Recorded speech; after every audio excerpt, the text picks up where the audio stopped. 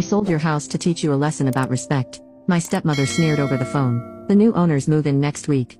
I smiled, remembering the secret meeting with my late father's lawyer. Good luck with that, I replied. She had no idea what was coming. Update 8. The implication was clear. Any legal battle would expose whatever compromising information Brenda had used to control my father during their marriage. Brenda's face went white, then red.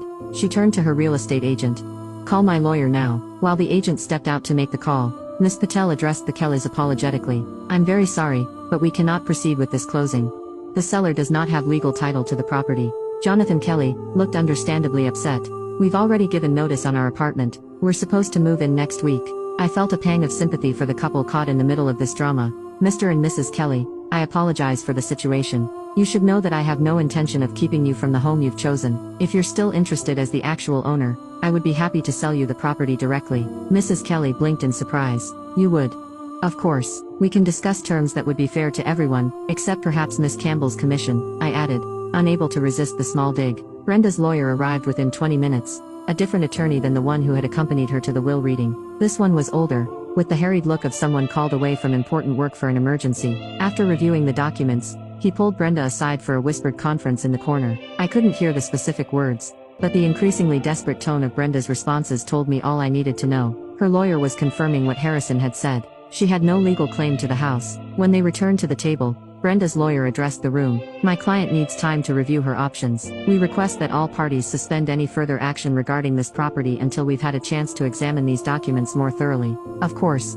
Harrison agreed smoothly. However, I should note that as of this moment, Miss Campbell is residing in a property owned by Madison Reynolds without permission. Unless Reynolds would be within her rights to demand immediate vacancy, it was a power move, and we all knew it. Legally, I could have Brenda removed from the house immediately. Brenda's lawyer cleared his throat. We would request a reasonable accommodation to allow my client time to relocate. I thought of all the times Brenda had been unreasonable with me, blocking my visits to see my dying father, disposing of family heirlooms without asking, attempting to sell my childhood home out of spite. I could have been equally vindictive now that the power had shifted. Instead, I said, 2 weeks. She can have 2 weeks to pack her things and find new accommodations, but I'll need access to the house starting tomorrow to assess what renovations will be needed before the Kellys can move in. Miss Patel, apparently relieved that we were moving toward resolution rather than litigation, quickly drew up temporary agreements for everyone to sign, acknowledging the true ownership of the property, setting a timetable for Brenda's departure, and establishing preliminary terms for my direct sale to the Kellys. Throughout this process, Brenda sat rigid with fury, signing the papers with such force that she tore through one of them. When the final document was completed, she stood up and addressed me directly. You think you've won, don't you?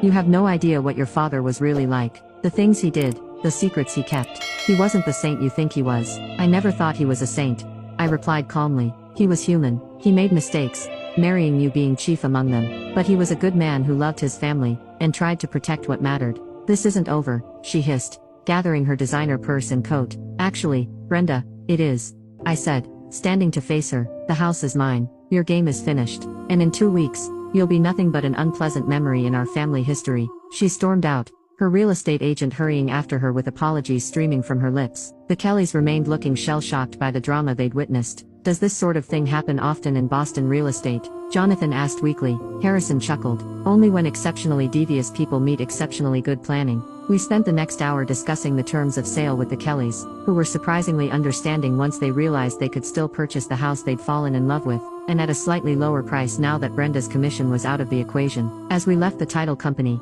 Harrison placed a fatherly hand on my shoulder. Your dad would be proud. You handled that with grace and dignity, more than Brenda deserved. Truthfully, I didn't do it for her, I said, fingering the key that still hung around my neck.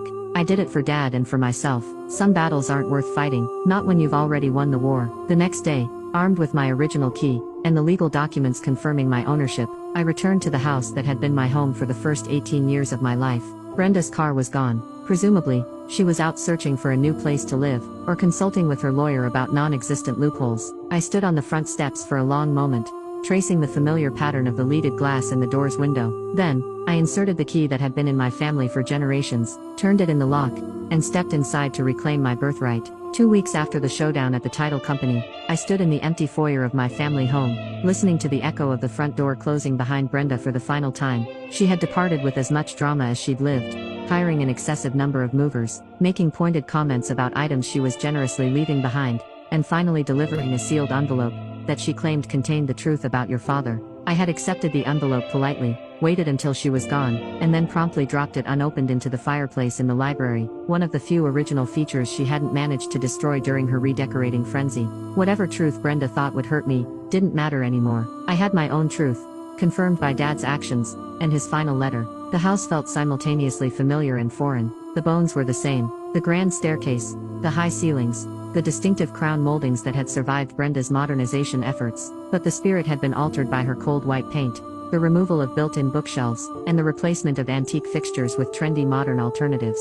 I had sold the house to the Kellys as promised, but with a contingency that gave me 2 months to live there before they took possession. I needed that time to reconnect with the home, to decide what items to keep, and to oversee the restoration of some of the architectural features Brenda had damaged. Now, you can watch the 9th part by pressing share and more.